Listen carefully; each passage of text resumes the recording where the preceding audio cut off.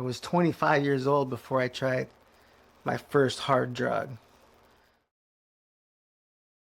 The crazy thing is, I had a great childhood. My parents are still together today. I grew up in a loving family and no physical abuse, no mental abuse. I was a good kid in school. I went to Arizona State University. I graduated from college, and drugs didn't really become a part of my life until way later. I was 25 years old before I tried my first hard drug. And it was from a guy that actually worked for me.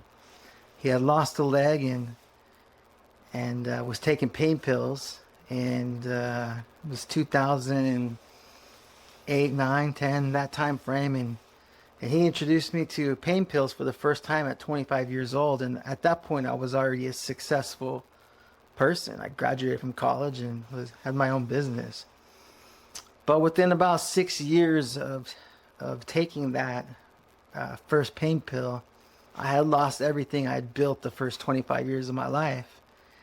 And it just goes to show you that you know addiction, it doesn't discriminate. It doesn't care what color you are.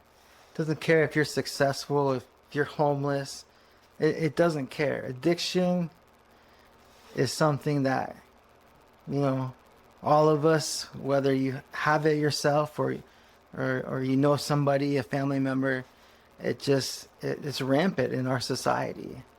And I don't know why, because I come from a great childhood.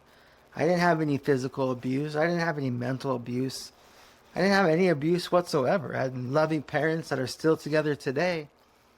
Yet, once it gets a hold of you, it just takes over. And it has a way of latching onto you, and it just becomes what you live for. You live and breathe that addiction. You wake up and your whole life is finding your next pill or whatever drug it is. That's your life, and your life is good when you have the drug and shitty when you don't. So it becomes a battle. But my story is a little bit different because it really grabbed a hold of me. And I had nothing to blame it on.